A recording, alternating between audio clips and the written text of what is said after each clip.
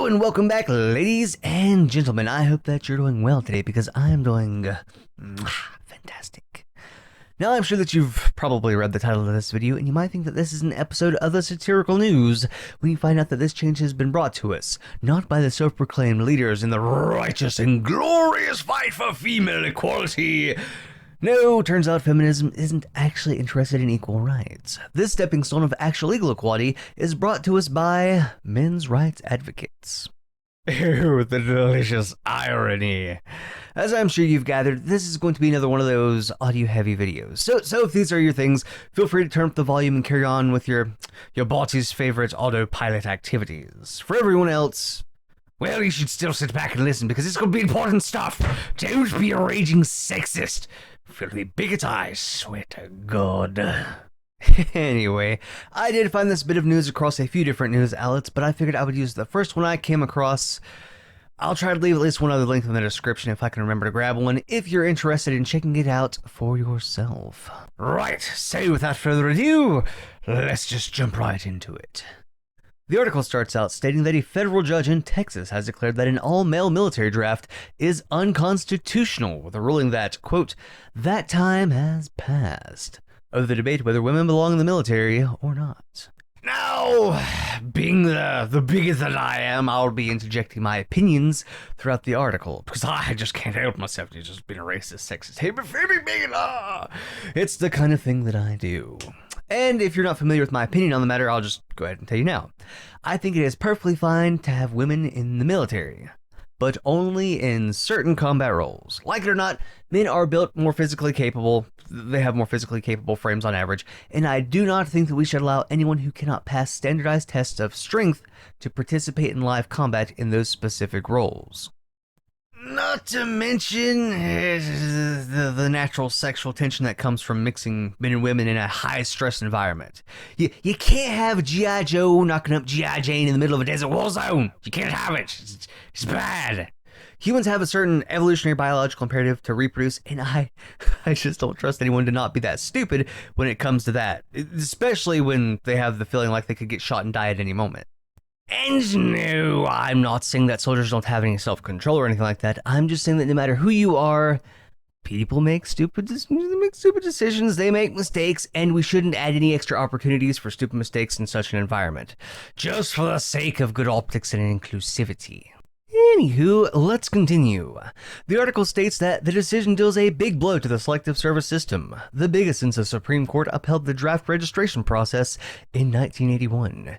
In Rostker v. Goldberg, the court ruled that the male-only draft was fully justified because women were ineligible for combat roles.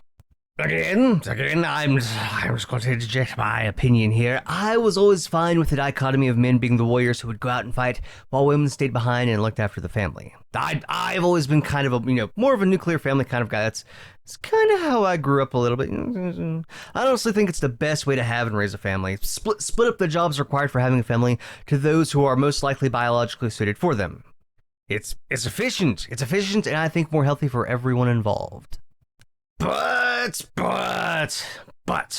I am also not going to stand between, a woman who desperately wants to fight to defend her country and go to the battlefield, so long as she is capable of actually making a difference and it's not just, she's just off there to be idealistic cannon fodder that might also end up getting someone else killed due to being incapable or incompetent just because she wants to be part of the club. The same way I would a man. If you're going to hold everyone back, you shouldn't demand your place in the formation out of some selfish desire or sense of self-fulfillment. And as the article said, times have changed. We're not wielding swords and shields, and we're not charging into cannon fire with muskets and bayonets. We're at a point in time where a lot of combat roles can simply have someone sitting behind a computer screen and still be actively participating in live combat. But I digress. Let's get back to the article. It continues on, stating that the U.S. District Judge Gray Miller ruled late Friday that while historical restrictions on women serving in combat, quote, may have justified past discrimination, men and women are now equally able to fight. In 2015, the Pentagon lifted all restrictions for women in military service. I mean, the lifting of all restrictions thing, I still have a bit of contention with.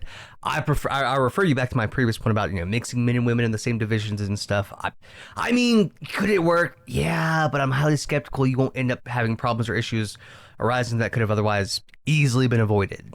Although, I'm a little torn on the issue that there's the side of me that wants our military to be as efficient as possible. And the other side of me is, well, if you idiots want to keep on pushing for this equality across the board, everybody fitty, I say, what the hell? Let's give you a dose of it and not pull any of our punches. Let's see how things turn out. At the very least, it should be a most intriguing, interesting experiment. Honestly, I'm just imagining the sheer entertainment value we'll get when feminists have to register for the draft. What's all this? You mean I have to sign up to go die for my country? I can't do that. I'm a woman. I'm precious mommy and daddy. Tell them no. Oh, God. I wonder how many women we would actually see panicking to dodge a draft and the ensuing wave of pregnancies that'll pop up the day after World War III is announced. I bet the abortion debate will be pretty lopsided the day after that, too. That aside, maybe I'll do the abortion debate another day, because that really triggers all the people. That aside, again, let's keep on going. The article says that the case was brought up by the National Coalition for Men, a men's rights group, and two men who argued an all-male draft was unfair. And I'm inclined to agree. If you want to play ball, you need to sign up with the expectation of getting your knees skinned, just like everyone else. It continues. Men who fail to register with the Selective Service System at their 18th birthday can be denied public benefits such as federal employment and student loans. Women cannot register for the Selective Service. By all the gods, the sheer inequality of it all. Seriously, okay, you don't get to have your cake and eat it too. So someone is eventually going to notice your fat ass making off with two cakes, and they're going to say something about it, especially when you go around complaining that you need more cake. Well, this analogy really isn't doing the whole fat feminist memes any favors, huh? But back to the article, because it goes on. The ruling comes as an 11-member commission is studying the future of the Selective Service System, including whether women should be included or whether there should continue to be a draft registration at all. Right, so let's gotta interject here again. So let's piss off some more people with my heathenish opinions. Firstly, yes, if we're going to go down this road of an inclusive and diverse military, then everyone needs to register or no one should have to.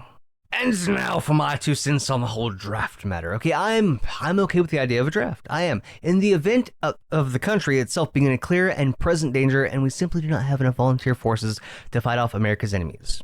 And I'm talking about someone has declared war with us, and it's come down to either us or them. Either we take them out or they burn our country to the ground. I know, there are plenty of people out there who would disagree with me, and you know what, that's fine, you're allowed to be wrong if you want to be. Seriously, feel free to let me know your thoughts in the comment section down below. Let's read a little bit more, shall we? The government had argued that the court should delay its ruling until the National Commission on Military, National, and Public Service makes its recommendations. But Miller said Congress had already been debating the issue since 1980, and by God, it's about time they get their shit together. Okay, now here's the more relevant part. Miller said that Congress has never fully examined whether men are physically better able to serve than women. In fact, he noted, the average woman could conceivably be better suited physically for some of today's combat positions than the average man, depending on which skills the positions require. Combat roles no longer uniformly require sheer size or muscle. Again, pretty true statement. But I do think that we need to make sure that the idiocy that is diversity quotas never creeps up in our military, and God friggin' help us if they do. You idiots across the pond can script your fighting force all you want. You can script your police force too for the super duper inclusive trophy achievement, but I think that we should still only take the best and brightest for the job. That also applies for everything else. If you think a woman will be better suited for a role in the military but a man seeking the role is performing it better, I don't give a damn. I don't care how much she whines, how much she cries. You take the dude. Same goes if you have a woman who's clearly outperforming a man who's seeking the role. It's not about your feelings or your gender. It's about efficiency and what is best, damn it all. Seriously. Do you want the people fighting, dying, defending you in your country and your freedoms and your rights to be the strongest, best, smartest, fastest people? Or do you want them to all look pretty and be all the colors of the rainbow? I swear to God, these roving packs of feral morons will be the death of us all. The last little bit here reads, ruling came in the form of a declarative judgment and not an injunction, meaning the court didn't specifically order the government how to change selective service to make it constitutional. And just what the hell does that mean? Well, Mark Angelucci, the lawyer for the men challenging the selective service system, says, yes, to some extent this is symbolic, but it does have some real-world impact. Either they need to get rid of the draft registration, or they need to require women to do the same thing that men do. And there you have it, ladies and gentlemen, a fight for equality under the law, and not a single feminist voice could be heard cheering it on. The silence was deafening. And now, personally, I am perplexed. Why are a group of misogynists pushing for equality between the sexes under the law? Surely we'll have feminists up in arms any day now to give the motion some support. But then again, I suppose the idea did come from a man, so it's got to be flawed and bad, but probably all infected with the cuties just from reading this filth. Seriously though, do I think that this is going to make any real changes? Probably not. It's probably one of those things that'll get swept underneath the rug until we're actively participating in another world war and we need a draft, at which point it'll probably get brought up again and you'll be able to hear the shrieking of harpies all throughout the land as countless little flames are all snuffed out. Still, though, I hope that the men's rights advocates keep on going for it and force them to either go for all or nothing. The fact of the matter is that we live in a time where everyone has their heads stuck up the various asses of diversity and inclusivity. If they refuse to drop it and insist on everyone playing their stupid little games, then the very least I think we should do is make sure they're playing it fairly. It is not right to demand men to sign away their lives without some sort of compromise with the other half of humanity. If you're not okay staying at home with the kids and doing housework, then you should not expect the benefits of someone else bringing home the bacon. If you want to work too, then you should expect to spend less time with your kids and have a family that isn't all that close to you because you were away working all the time. No one, and I mean no one, with maybe the small exception of the independently rich and wealthy, no one gets to have it all, and it's not right of you to demand equal footing with men while not having to deal with the consequences that men have to deal with. Personally, I like to think that there's a more natural order to things, with the occasional outliers, and when you start screwing with that, you're probably just going to end up with a lot less happier people and a lot less efficient systems at work. But then again, I'm just some insert buzzword for white man here. What do I know? Well, I think that's about all the time that I have for today. Sorry for the delay in getting this video out and other content in general. I'm actually working on getting a house ready so I can move into it. There's a lot of work to be done, but hopefully it won't be that long of a project. But again, you're probably going to notice some odd gaps here and there in uploads and whatnot because of it. Anywho, I certainly do hope that you did enjoy the video. Feel free to let me know your thoughts on the whole issue of the draft in general, and this proposal to either do away with it or have women register for it too. As for me, well, I'm kind of leaning towards the more entertaining of the two options, because that side of me usually wins the debates and arguments that I have with myself. But that's what happens when you start slowly losing your mind from fighting back the great abyssal maw of stupidity for a prolonged period of time.